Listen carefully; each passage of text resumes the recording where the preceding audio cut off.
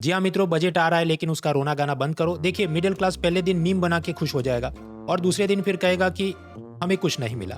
तो मेरा housing society के उन सब अंकलों से ये प्रश्न है कि कौन से बजट में आपको कुछ मिला था कि आप उम्मीद लगा के बैठे थे। फिर वो याद करेंगे भिड़े मास्टर की तरह कि देखो, हमारे ज़माने में 1997 में जो बजट आया था वो ड्रीम बजट था, उसमें इनकम टैक्स में बहुत माफ़ी मिली थी। तो ऐसा तो मैं भी याद कर सकता हूँ कि देखो, हमारे ज़माने में यूपीएससी के अंदर सीसेट का पेपर नहीं होता था तो बहुत आसानी से प्रीलिम निकल जाता था। लेकिन क्या उससे आपकी प्रेजेंट वर्तमान समस्या सॉल्व हो रही है? नहीं। तो भूतकाल की बातें छोड़ो, वर्तमान में जियो। और वर्तमान का अपना प्रश्न ये है कि एग्जाम के लिए कौन से फैक्ट्स रटने हैं। देखिए, बजट के नाम पे इतनी भी हाय तौबा और छाती नहीं पीटनी है, इतने फैक्ट्स भी नहीं रटने हैं। कुल मिलाकर 6 फैक्ट्स हमें रटने होते हैं। एक एक करके मैं आपको बताता हूँ। सबसे पहले थियरी यानी कॉन्स्टिट्यूशन, संविधान में क्या है। आर्टिकल 112 में लिखा है एनुअल फाइनेंशियल स्टेटमेंट रखना है।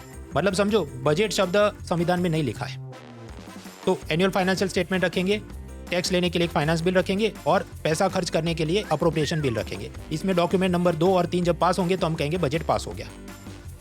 और भी थियरी रटनी है, ये तो एक सैंपल है, शॉर्ट्स में मैं सब पढ़ा नहीं सकता। दूसरा हमें रटना है टैक्स कलेक्शन का रैंकिंग। सबसे ज़्यादा टैक्स की कमाई कहाँ से होगी? तो 2024 का डेटा ये रहा कि इनकम टैक्स, दूसरे नंबर पर जीएसटी, तीसरा कॉर्पोरेशन टैक्स, चौथा एक्साइज और पांचवें कस्टम में सबसे ज़्यादा कमाई हुई थी। अब तीसरा और चौथा प्रश्न ये है कि फिजल डेफिसिट यानी कि राजकोषीय घाटा कितना रहेगा? क्या जीडीपी का 4.5% रहेगा? चौथा प्रश्न होता है सब्सिडी का रैंकिंग क्या होगा? तो 2024 का डेटा था, सबसे ज़्यादा सब्सिडी गई फूड पे, दूसरे नंबर पे फर्टिलाइजर और तीसरा फ्यूल एलपीजी सब्सिडी गई। पांचवा और छठा प्रश्न ये होता है कि मनरेगा आदि बड़ी स्कीमों में कितना पैसा अलॉट हुआ और नई कौन सी योजनाएं लॉन्च की गई। अब ये सब तो आप खुद से भी कोचिंग मुक्त तैयार कर सकते हैं। सरकार की वेबसाइट पे जाके डाउनलोड करो।